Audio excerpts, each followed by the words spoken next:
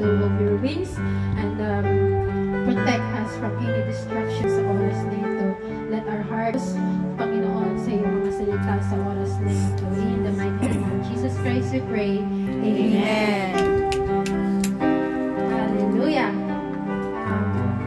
Muli po, pinagpalang umaga po sa ating lahat. Amen. At sino po ang napuspos kanina ng banal na Espiritu? Amen. Amen. Hallelujah. Kaya, we are all blessed because hindi tayo pinaghindian ng Panginoon na maramdaman at maranasan ang Kanyang presensya. Kaya, sabi dito sa salita ng Panginoon, sa Ephesians 1:13-14, sumampalataya rin kayo kay Kristo pagkarinig ninyo ng salita ng katotohanan, ang ebanghelyo ng inyong kaligtasan. Sa Kanya rin naman, pagkatapos ninyong sumampalataya, ay tinatakan kayo ng banal na Espiritu na ipinangako. Ang banal na Espiritu ang katiyakan ng ating mana hanggang sa pagtubos ng biniling pag-aari para sa kapurihan ng Kanyang kalwalhatian. Hallelujah. Purihin ang pagbasa ng Kanyang salita.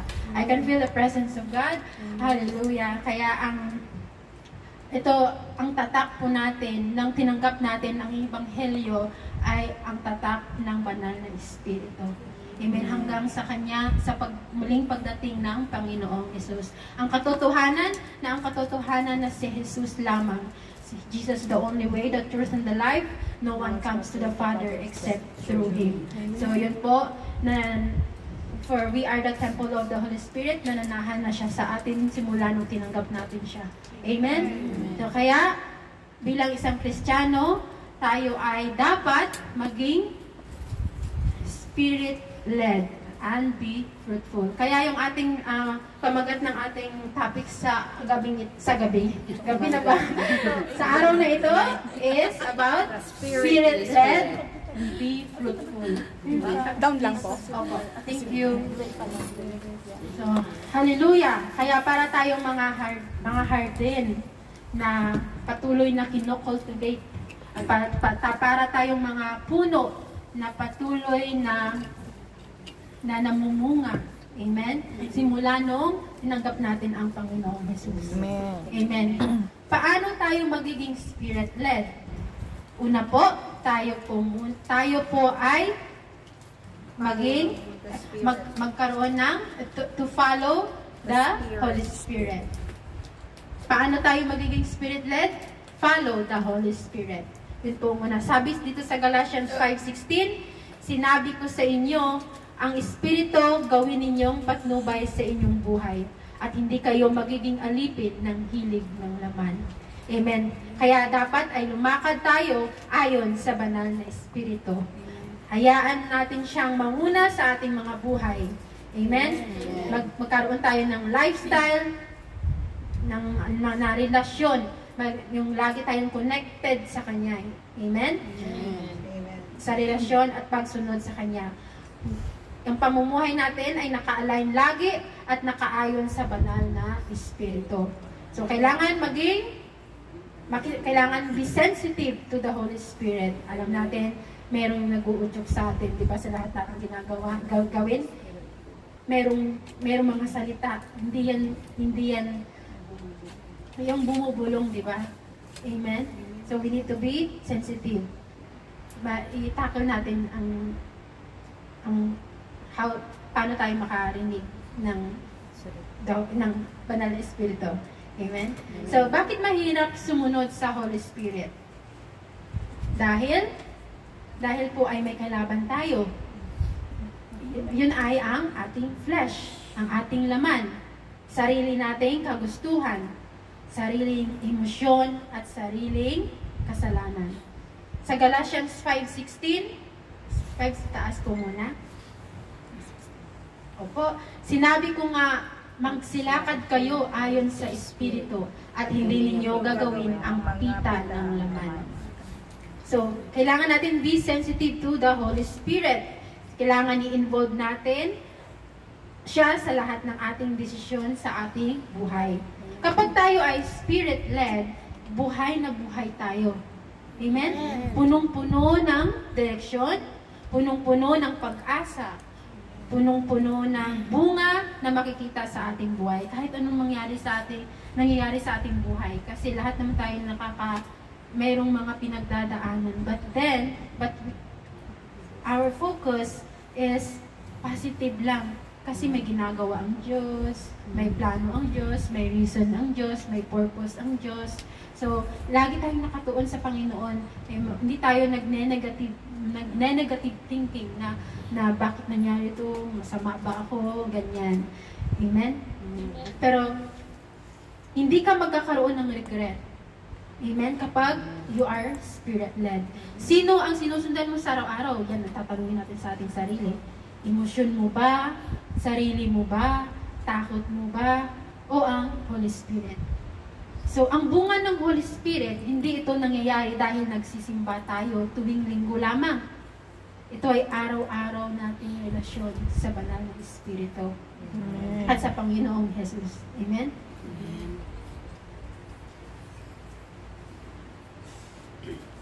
Ibig sabihin, bawat araw, bawat desisyon, bawat plano, ginagawa mo ang kalooban na sinasabi ng Diyos, sinasabi sa iyo ng banal na Espiritu. Kung gusto natin maranasan ang tunay na pagbabago, kung gusto natin mamuhay ng may kapayapaan, na may kagalakan, may pagmamahal, at may kabanalan, kailangan natin sumunod sa banal na Espiritu. Amen? Araw-araw, hingin natin sa Kanya ang Kanyang direksyon. Kasi it is a reminder minsan talaga, nakakalimot tayo, di ba? Sabi nga ng Panginoon, ang kalaban kasi natin is our flesh, is our own thought. Kaya tayo nagkakaroon ng battle talaga. Hindi natin ma-distinguish, ito ba voice pa to ng Panginoon or voice lang to ng salaman ko. So you need to be reminded na dumulog tayo sa banal na Espiritu. Amen? Binibigyan natin ito, araw-araw natin hingin sa Kanya ang Kanyang direksyon. Ito ay dapat intentionally na inaalam natin sa pamamagitan ng pagbabasa ng Kanyang mga salita. How God can you speak to us? Of course, we need to read the Bible. Amen? So, binibigyan natin ito ng time. So, nagkakaroon tayo ng daily devotion. Mahal tayo ng Panginoon, kaya iingatan natin at i-cherish natin ang sinasabi niya. Amen? Bakit? Para ito sa ikakabuti natin. Gusto kasi, dahil po, gusto niya tayong maging mabunga. Amen? Pero kapag malayo ka at di ka sumusunod sa banal na Espiritu, hindi ito mangyayari. Amen? Sa Romans 8:14, sabi dito, sapagkat ang lahat ng mga pinapatnubayan ng Espiritu ng Diyos ay sila ang mga anak ng Diyos. Amen? So, paano mo nalalaman kung pinapangunahan ka ng Panginoong Diyos? Tayo dapat ay pinapangunahan ng banal na Espiritu. Ibig sabihin, naririnig mo siya. Kumikilos siya sa iyong buhay. Amen? So, that's why we need time talaga to spend with the Holy Spirit. The Holy Spirit is the kasama siya sa Trinity. Amen? Hallelujah. Ang definition pa ni Derek Pinson na person without body. Amen? Ang tao po siya. Tao po siya na walang katawan. Kaya nananahan siya sa atin. Amen? Ibig sabihin, yun nga. Tungkol ito sa relasyon, ibig sabihin, naririnig mo siya, kumikilos siya sa iyong buhay. Tungkol ito sa relasyon natin sa Kanya. At kung sino ba ang may hawak sa ating buhay? Tayo pa rin ba nung tinanggap natin ang Panginoong Hesus? Kaya kailangan natin tanungin lagi ang ating sarili at suriin natin lagi ang ating sarili. Sino ang nagmamanibela ng iyong buhay kapag wala nang nakaharap na tao sa harap mo? Amen? Sino po? Kung ang direksyon ng buhay natin ay base sa sarili nating diskarte, emosyon o takot, sa opinyon ng iba, ay hindi ka pinapangunahan ng banal na Espiritu. Amen? Sumuko tayo sa Diyos at ibigay ang kontrol sa banal na Espiritu.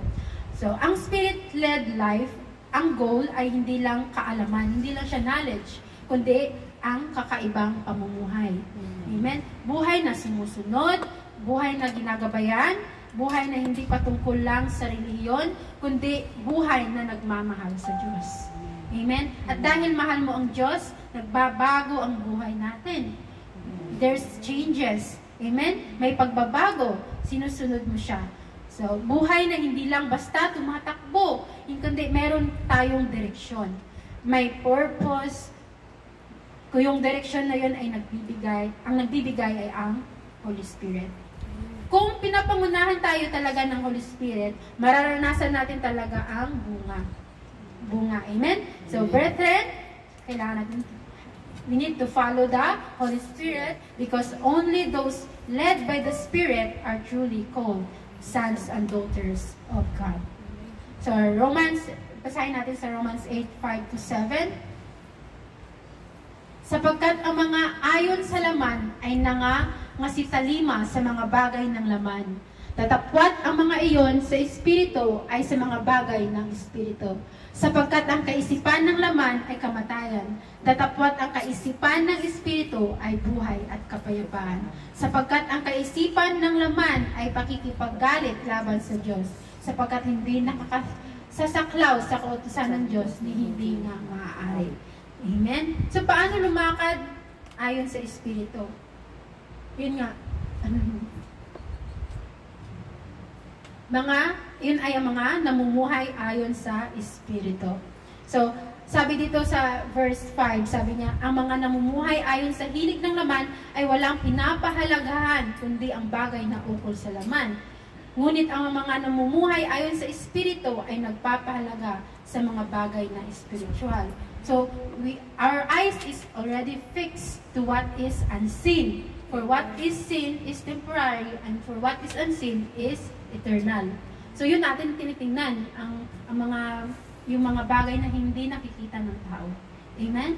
Saan nakatuon ang ating isip? Itoon ang mga bagay na ito, na ang ating isip sa sinasabi ng banal na Espiritu. So, nakikipag-cooperate ka ba sa Holy Spirit? Inaalaw mo ba siya? Minaalaw mo ba na marinig mo siya? Nagiging sensitive ka ba sa kanya, sa sinasabi niya? Amen? So, we need to follow the Spirit. So, let our heart and our thoughts and our choices be aligned with Him. Amen? Bakit? Because a Spirit-led life is a fruitful life. Amen? And that's the life you are called to live. Katulad ng nakikita ko ngayon, you are all fruitful. Amen? I can see. Because the way na nakikinig kayo, as in, very attentive. So, diba? Kaya yun ang kaya nabubunga talaga, the love of God is hovering here in this place. Kasi makikita mo talaga yung pagmamahal. And thank you sa lahat talaga, sa buhay ng lahat. So, and that's the life you are called to live. A Spirit-led life. Kung ano ang inisip natin, yun ay ang kaluluguran ng ating puso. So, the abundance of the heart, the mouth speaks. Diba? So, kung ano laman ng puso mo, yan ang lalabas sa salita at lalabas sa ugali natin. If you're always exposed to drama, to chismis, to negativity, social media na ang content ay puro inggit, kayabangan, or kalaswaan. So, mata-transfer tayo nun. May their spirit sa lahat natin na pinapakinggan, napapakinggan, napapanood. Amen? So, kaya kailangan, dapat natin, we need to recognize talaga na we are wrestling in battle and spiritually. Amen? So, huwag ka magtaka, kung yung nakababad ka doon sa drama, chismis, mga negativity, huwag ka magtaka kung mahirap mag-devotion. Kasi nabababad yung sarili mo doon, yung laman mo, nagkikrave, gusto ko pa. Hindi mo na alam pala na nawawala na yung yung focus mo doon. Napupunta na pala yung focus mo doon sa mga lust of the eyes, lust of the flesh. Huwag ka magtaka kung mahirap mag-devotion, mag-pray, magbasa. Kung ano nagbababad sa isip natin, yun din ang nagugustuhan ng laman natin. So, yun ang fleshly desire. Be aware sa pinapasok mo sa ating isip. Be aware. So, kailangan maging totoo tayo. Amen? Kaya tanungin natin ang ating sarili, saang area ng buhay natin ang tinatawag na banal na espiritu para sumunod? So, this is personal. Personal, kailangan natin suriin ang ating sarili. Handa ka ba sundin yon kahit mahirap? Handa ka bang sundin siya, ang banal na espiritu? Ang tunay na bunga ay natututo. Natututo kang magmahal sa Diyos. Natututo kang magmahal sa tao. Natututo kang ng katapatan at ng katotohanan. So we need to exercise and make it a habit. Amen? Spirit-led. Pangalawa po. Pangalawa po is fight the flesh. Fight the flesh. Sabi dito sa Galatians 5:17-18, sapagkat ang laman ay nagnanasa ng laban sa espiritu, at ang espiritu ay laban sa laman. Sapagkat ang mga ito ay nagkakalaban upang huwag ninyong gawin ang bagay na inyong ibigin. Datapwat kung kayo'y pinapatubayan ng espiritu, ay wala kayo sa ilalim ng kautusan. Amen? So we have to acknowledge na meron digmaan sa loob natin. Amen? Laban sa pamamagitan ng ating laman at ng banal na espiritu. So, naranasan mo ba yung gusto natin minsan magpatawad, gusto natin mag-release ng kung anong meron na mga baggages sa ating mga buhay, pero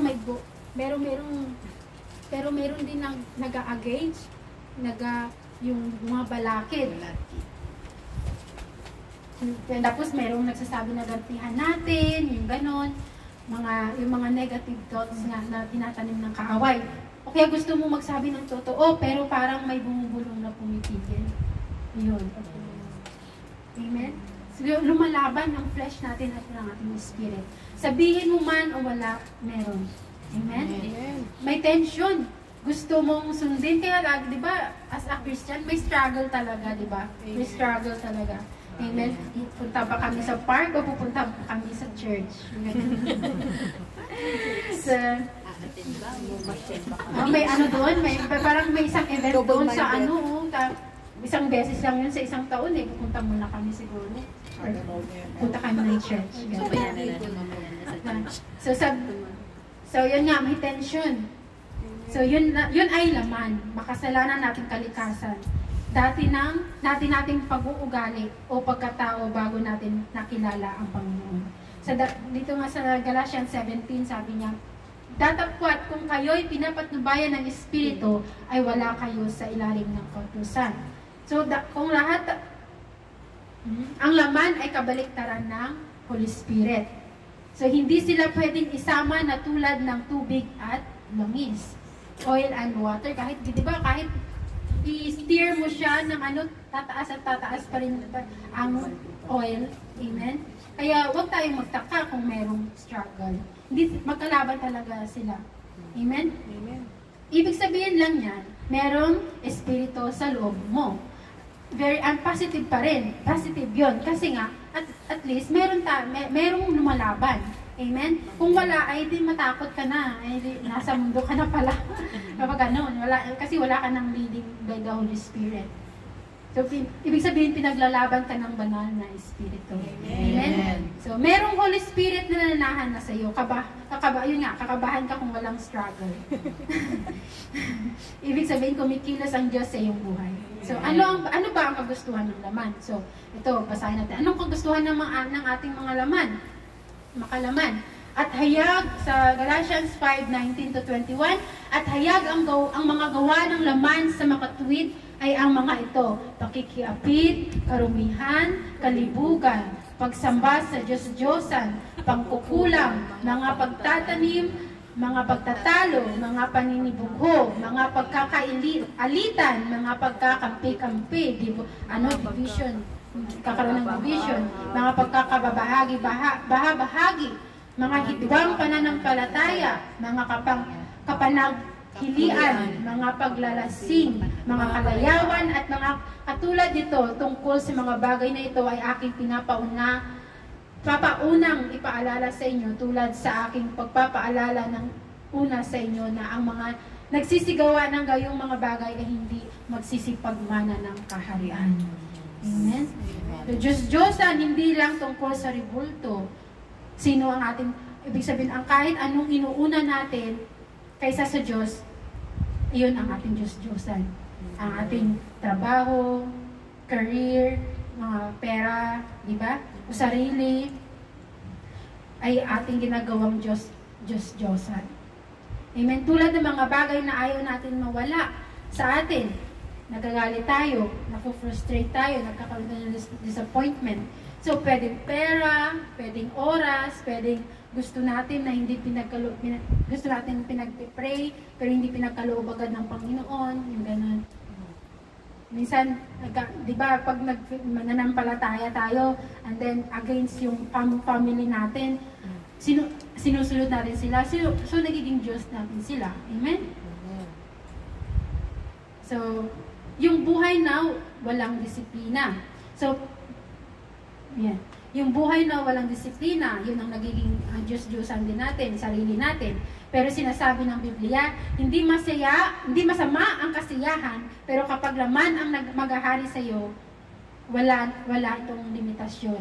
At magpapariwara lang tayo at mapapahamak. Amen? Kapag nahulog na sa kasalanan, huwag isisi sa Diyos. Amen.